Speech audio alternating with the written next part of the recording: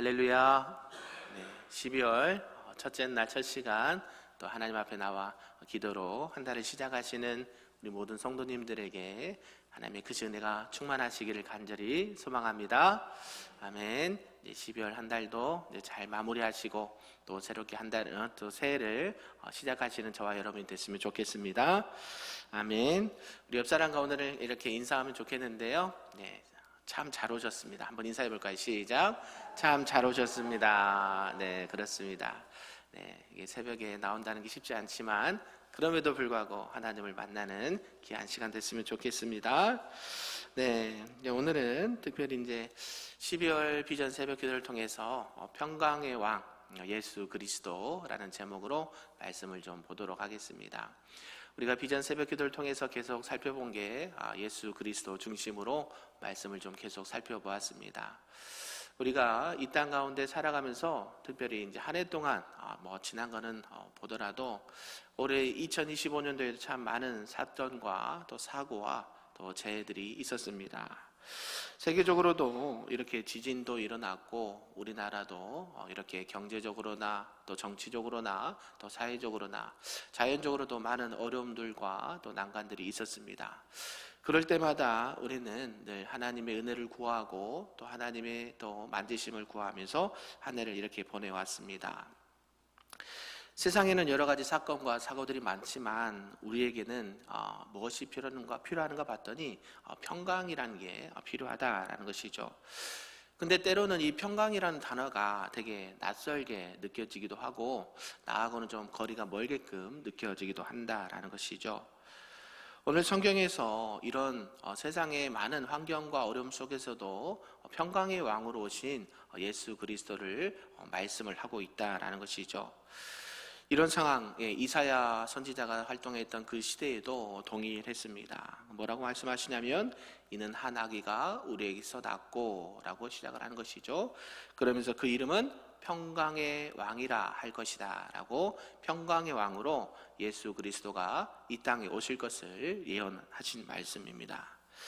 당시에 유다와 이 유다 백성들도 우리가 사는 지금 현대와 이렇게 많이 다른 것이 아니라 비슷했다라는 것을 알 수가 있습니다. 그때에도 전쟁의 위협이 있었고요, 또 경제적으로도 어려움이 있었고 정치적으로도 매우 불안한 이 상황 속에 있었습니다. 그런데 하나님께서 이사야 선지자를 통해서 한 아들을 주시겠다라고 말씀을 하시죠. 그 아들이 바로 평강의 왕 예수 그리스도다라는 것을 말씀합니다. 여기서 중요한 건 무엇인가 봤더니요, 우리들이 살고 있는 이 주변의 환경은 쉽게 잘 바뀌지 않는다라는 것이죠. 상황이 바뀌어서 이 평강이 오는 것이 아니라 우리 주님께서 이 땅에 오심으로 말미암아 이 땅에 평강이 찾아오게 된다라는 것을 말씀을 하고 있다라는 것이죠. 오늘 이런 말씀을 가지고 오늘 새벽에 주신 말씀 좀 몇 가지로 살펴보도록 하겠습니다. 그 첫 번째가 세상에 오시는 평강의 왕 예수 그리스도입니다. 특별히 이제 이사야 9장의 말씀은요, 아까도 말씀드렸듯이 유다와 그 나라 백성들에게 많은 어려움과 환경들이 있었습니다. 끊임없는 전쟁의 위협과 또 정치적으로 혼란한 그 상황 속에서 매우 불안하게 살았다라는 것이죠. 지금은 정치적으로 우리나라도 안정이 되어 있지만 어땠습니까? 올해 참 많은 일이 있었죠. 대통령이 탄핵이 되고 또 선거가 되고 선거를 통해서 또 새로운 대통령과 정부가 조직되는 이런 정치적으로도 과도기에 있는 그 상황이 이때 당시에도 비슷했다라는 것이죠. 그리고 주변 국가 북이스라엘이요, 틈만 나면 이렇게 남유다를 공격하려는 것들이 있었습니다. 아람과 연합해서 군대를 이끌고 틈만 나면 유다를 공격을 했다라는 것이죠. 그래서 유다는 더 큰 강국이었던 당시에 이 아수르를 의지하려고 했습니다. 그런데 그 선택이 잘한 선택이 아니라 잘못된 선택, 더 큰 압제와 두려움으로 이렇게 그들에게 닥쳐오게 되었다라는 것이죠. 백성들은 당시에 이 어둠과 이 사망의 그늘에 앉아서 생활할 수밖에 없는 그런 지경이었습니다. 그런 가운데 하나님께서 뭐라고 말씀하시냐면 한 아기가 우리에게 날 것이다 라고 말씀한 것이죠. 이것은 무엇을 약속하신 걸까요? 전쟁이 금방 끝날 것이다 라고 약속한 게 아니죠. 하나님께서는 한 아기를 통해서 평강을 주시겠다라고 약속하신 것입니다. 그것은 어떤 강력한 군사력이나 정치력으로 평강이 오는 것이 아니다라는 것이죠. 그것을 통해서 잠시 잠깐의 평강은 있을 수 있지만 영원한 평강은 그로 인해서 오는 것이 아니다라는 것입니다. 결국 우리 안에 참된 평강은 한 아기가 오셔서 우리에게 주시는 그 평강이야말로 영원한 평강이 되는 줄로 믿습니다. 갈릴리 호수에서요, 풍랑을 만난 제자들을 볼 수가 있습니다. 이 배가 뒤집혀질 상황이었습니다. 그리고 그 두려움 속에 제자들은 절망에 빠지게 되죠. 그런데 예수님께서 그 풍랑이는 바다를 보고 잠잠하라, 고요하라 명령을 하십니다. 두려움에 떨고 있고 풍랑을 보고 그 어두움에 갇혀있던 이 제자들에게 주님이 나타나셔서 말씀하신 것이죠. 그러니까 모든 자연의 현상도 예수님의 말씀 앞에 굴복하게 됩니다. 그리고 바다와 이 풍랑이 잠잠하게 되었다라는 것이 우리에게 주신 말씀이라는 것이죠. 제자들의 환경은 어땠습니까? 여전히 풍랑 가운데 있고 여전히 두려움 가운데 있지만 누가 오셨습니까? 예수님께서, 평강의 왕으로 오신 그분께서 그들에게 찾아오셔서 자연과 바람과 풍랑을 잠잠케 하실 때 진정한 평강이 찾아오게 되었다라는 것이죠. 결국 예수님이 계신 그 자리가 우리에게 평강을 주시는 그런 은혜의 자리가 된다라는 사실입니다.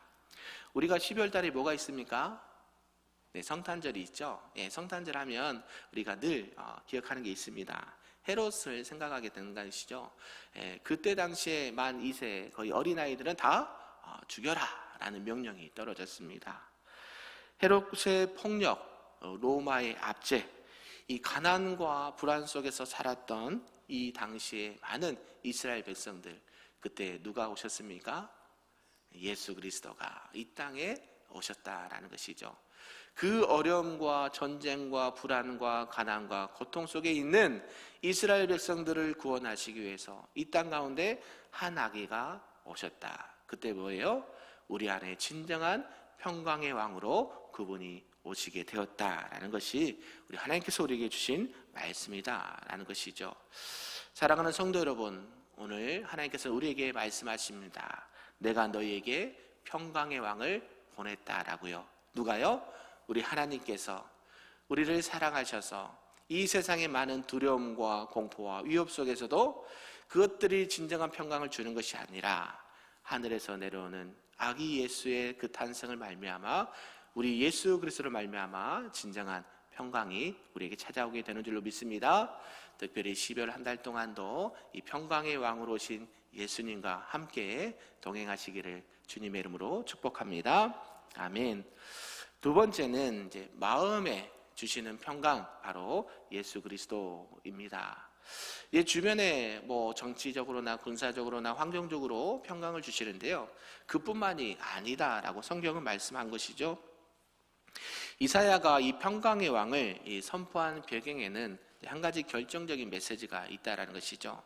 결국 하나님께서 주시는 평강은 무슨 평강인가 봤더니 먼저 그 평강은 마음속에 오는 평강이다라는 사실입니다. 믿으십니까?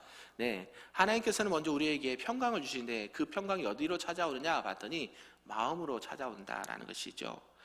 정치나 군사나 외교나 아무리 해법을 찾으려고 해도요, 이렇게 사람들은 환경을 찾아가지만 불안함은 잦아들지가 않는다라는 것이죠.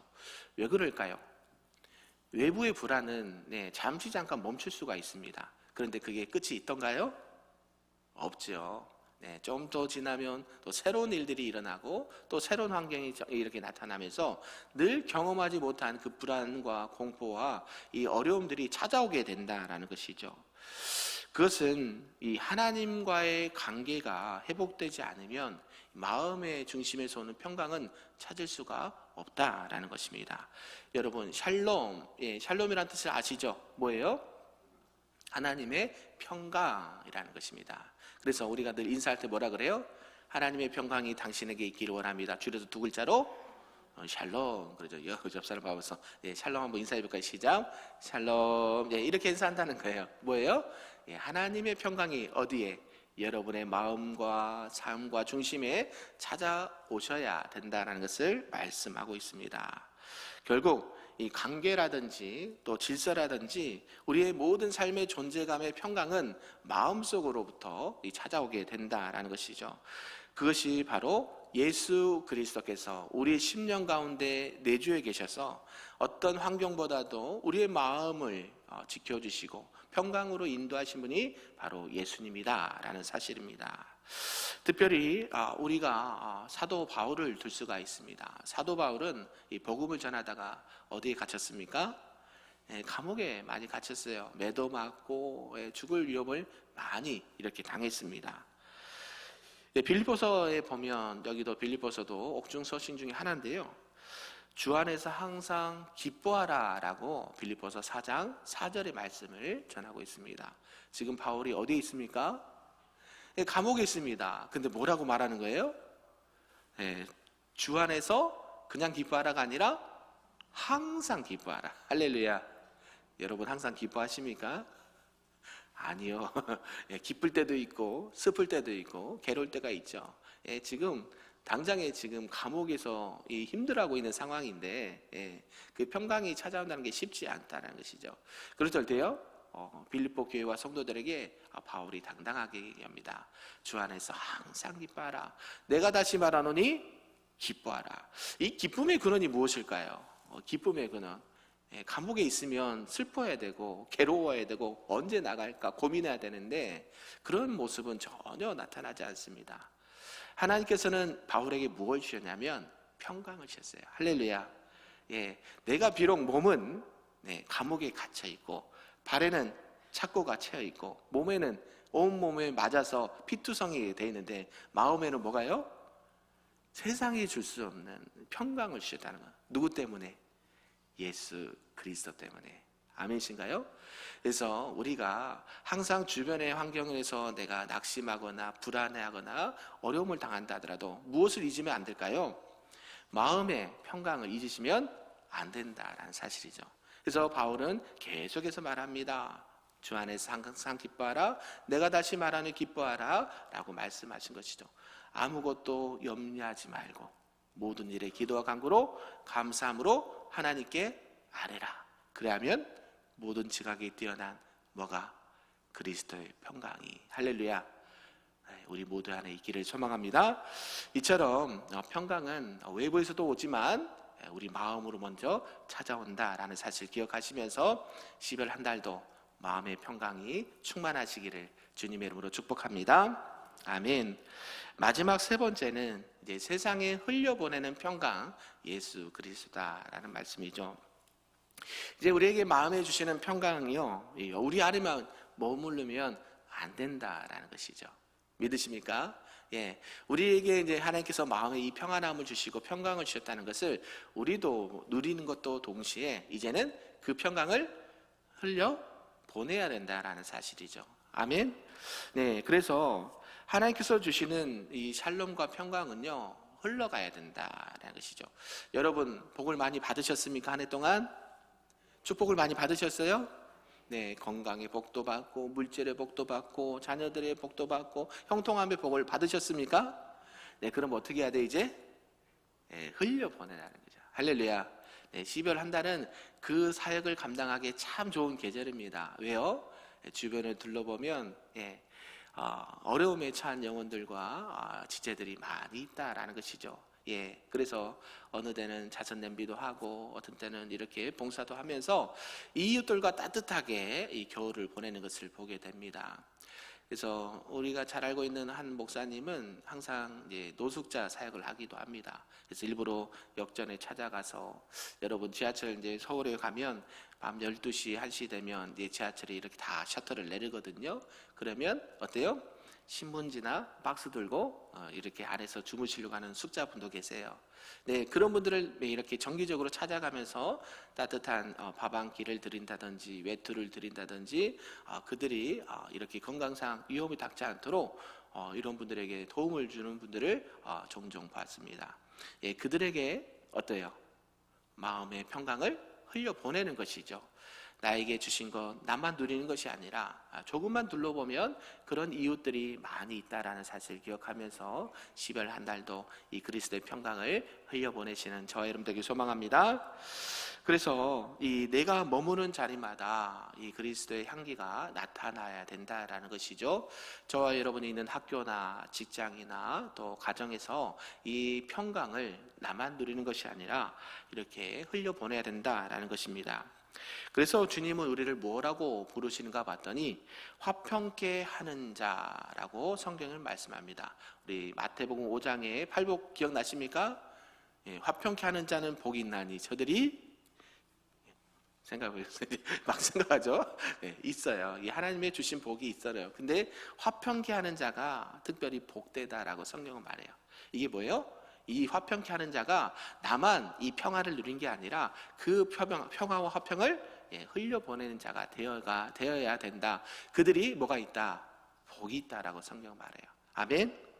그래서 이 받은 평강을 누리면서 우리에게 주신 그 자연과 환경과 이웃들에게 하나님의 평강이 무엇인지를 나타내고 증거해야 된다라는 것입니다. 사도 바울도요, 이 에베소 교회에서 예수님을 우리의 화평이다라고 말씀합니다. 유대인들과 당시의 이방인들을 갈라놓았던 이 막힌 담을 이 십자가로 허물면서 하나가 되게 하셨다라는 것이죠. 결국 이 평강은요, 이 평강은 결국 십자가의 관계로 인해서 이루어지게 된다라는 사실입니다. 사도행전에 보면 이 초대교회 성도들도요, 자신의 재산을 자기 것으로 하지 않고 뭐 했다 그랬어요? 나누었다라 합니다. 자기 것을 하나도 자기 것이라 한 사람이 없었다. 이렇게 말씀을 또 하신다는 것이죠. 매일매일 같이 모여서 떡을 떼고 순전한 마음으로 함께 있다라는 것이 나옵니다. 그들이 뭐 많아서 그랬을까요? 그들이 넉넉해서 그랬을까요? 아니요. 그들이 가지고 있는 것들을 하나씩 내놓으면서 어때요? 서로 기도하고 서로 떡을 떼고 서로 모여서 함께 그 은혜를 나눌 때에 그 평강이 더 충만하게 되고 많은 영혼들에게 그리스도의 사랑이 흘러가게 되었다라는 것이죠. 그게 초대교회의 모습입니다. 우리 교회도 그러한 은혜가 있기를 소망합니다. 그럴 때에 세상 사람들이 그들을 보고 뭐라고 불렀다 그랬어요? 그리스도인, 예수님의 제자. 할렐루야. 여러분들이 막 무언가를 크게 해서 그런 것을 나타내는 게 아니라요, 여러분이 있는 것, 작은 것 하나 함께 나누고 교제하고 떡을 떼며 하나님의 사랑을 흘려보낼 때에 이 평강이 나에게만 머무는 것이 아니라 세상 속으로 흘러가게 된다라는 것을 말씀을 하고 있습니다. 교회가 낙심한 성도들도 이렇게 있습니다. 그럴 때에 뭐 직장 때문에, 뭐 가정 때문에, 경제적 때문에 낙심한 성도들이 있습니다. 그러면 어때요? 그들에게도 찾아가서 하나님의 마음을 나눌 수 있기를 소망합니다. 그럴 때에 진정한 위로와 평안을 함께 누리게 된다라는 사실이에요. 그래서 이 평강은요, 그냥 한순간에 멈추지 않습니다. 그 평강은 나에게만 멈추지 않아요. 결국 이 평강은 계속 누리면 누릴수록 더 커지고요, 나누면 나눌수록 더 커지게 되는 특성이 있습니다. 하나님의 사랑도 마찬가지죠. 하나님께서 받은 사랑, 하나님께 받은 사랑과 은혜를 흘려보낼 때에 그것이 멈추지 않고 더 확장되는 은혜가 있다라는 것이죠. 특별히 이 12월 한 달 동안도 우리에게 주신 그 마음을 기억하면서 우리에게 주신 그 평강, 예수 그리스도의 평강, 하나님의 은혜를 나만 간직한 것이 아니라 흘려보내면서 많은 영혼들이 그 하나님의 평강을 받고 누리며 하나님 앞에 영광 올려드리는 우리 큰빛교회 모든 성도님들, 우리 신앙과 예배와 사역이 될 수 있기를 주님의 이름으로 축복합니다. 아멘.